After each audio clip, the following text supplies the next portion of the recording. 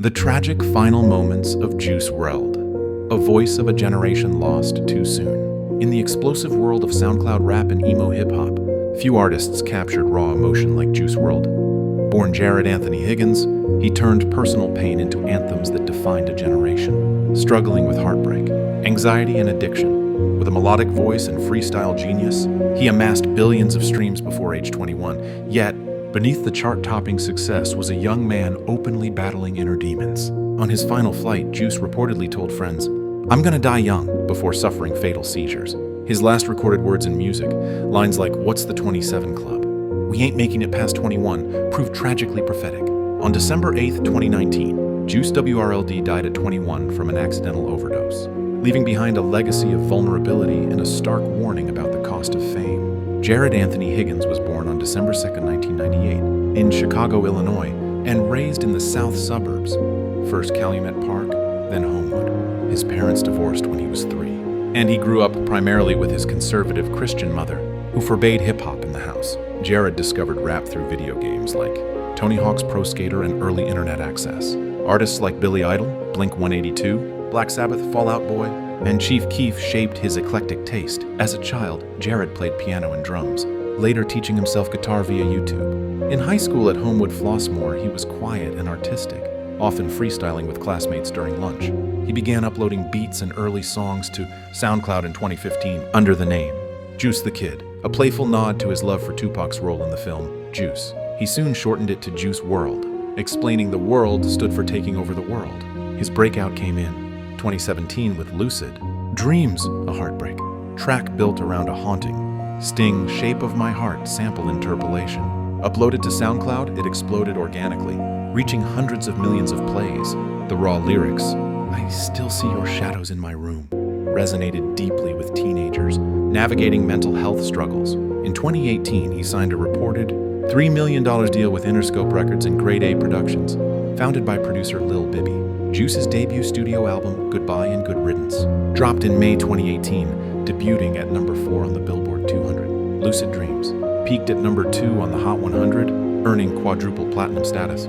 Follow-up singles, All Girls Are the Same and Lean With Me, addressed toxic relationships and substance use with unflinching honesty. Critics praised his melodic flow and emotional transparency, comparing him to a modern Kurt Cobain of hip-hop. His second album, Death Race for Love, March 2019, debuted at number 1, the biggest first-week sales for any album that year. Tracks like Robbery and Hear Me Calling showcased his versatility, blending rock influences with trap beats.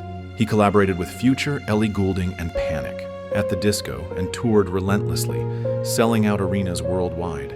Juice's lifestyle during his rise was intense. He started experimenting with drugs in middle school, lean, Percocet, and Xanax to cope with anxiety and heartbreak. He openly rapped about addiction, framing it as both escape and enemy. In interviews, he admitted using Percocet daily, claiming it helped his creativity but acknowledging the danger. Friends described him as generous and childlike, always laughing and freestyling, yet deeply insecure about his place in the industry. He dated influencer Ali Lottie in 2018, a relationship that inspired much of his music but also fueled public drama.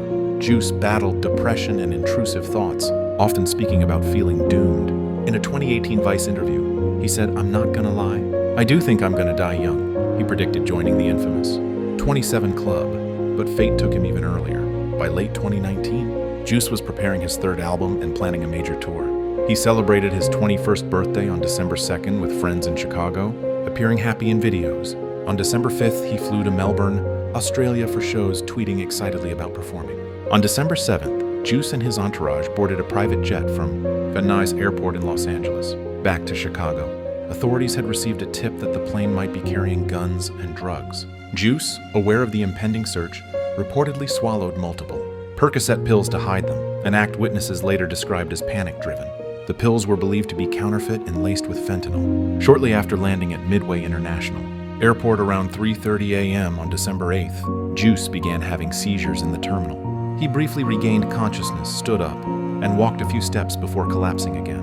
Paramedics administered Narcan, suspecting opioid overdose. He was rushed to Advocate Christ Medical Center in Oak Lawn, where doctors worked desperately to revive him. He was pronounced dead at 4:18 a.m. Toxicology reports confirmed oxycodone and codeine in his system at lethal levels, with fentanyl as a contributing factor. Authorities found 70 pounds of marijuana on the plane, along with codeine bottles and firearms, leading to arrests of 2 associates, though charges were later dropped. The music world reeled. Post Malone, Lil Yachty, Chance the Rapper, and thousands of fans mourned online. A public memorial at Rolling Loud Festival drew emotional tributes. His mother, Carmela Wallace, released a statement. Addiction knows no boundaries, and its impact goes way beyond the person fighting it. Jared was a son, brother, grandson, friend, and so much more. Posthumous releases continued his dominance. The single Righteous dropped in April 2020, followed by the album Legends Never Die. In July, the biggest posthumous debut since Tupac and Biggie. It featured hits like Come and Go, with Marshmello and Wishing Well, which directly addressed his struggles. Another posthumous album, Fighting Demons, 2021. And The Party Never Ends, 2024, kept his voice alive. Juice WRLD's achievements were staggering for his short career. Over 30 billion streams, multiple platinum records, and a Grammy nomination. He pioneered the emo rap wave alongside XXXTentacion and Lil Peep, making vulnerability mainstream in hip-hop. His lifestyle highlights the dangers young artists face. Sudden wealth and fame amplified existing traumas. Constant touring left little time for healing. Peer pressure and easy access to drugs created a deadly environment. Counterfeit pills, often fentanyl-laced, have claimed many lives in the industry. Mental health was central to Juice's story. He used music as therapy, turning pain into art that helped millions feel less alone. Yet he struggled to seek formal help, partly due to stigma, and partly due to the relentless pace of stardom. His story teaches critical lessons. Openness about struggles can save lives. Juice's honesty encouraged fans to speak up, but it also normalized dangerous behaviors. Addiction is a disease, not a choice. Panic decisions in high-stress moments can be fatal. The fentanyl crisis is real and deadly. Many counterfeit pills sold as Percocet or Xanax contain lethal doses. Education and harm reduction are essential. Success and youth don't protect against pain. Juice had everything, talent, money, love, yet felt empty. Prioritizing mental health over career demands is crucial. Support systems matter. Friends and team members tried to help, but enabling and fear of confrontation hindered intervention. His mother founded the Live Free 999 Foundation to support youth mental health and substance abuse programs. Juice WRLD's final moments remind us how fragile life is. A talented 21-year-old full of potential, lost in an instant to a preventable tragedy. His last conscious actions, swallowing pills out of fear, show how addiction distorts judgment. Today, his music continues to comfort and inspire. Songs like Lucid Dreams and Legends Never Die immortalize his spirit. He wanted to be remembered as someone who helped others through dark times. In honoring Jared Higgins, let's commit to better mental health awareness, stronger anti-fentanyl measures, and kinder support for young artists. Check on your friends. Speak up. Seek help. Legends may never die, but we can work to ensure more of them live long enough to become them.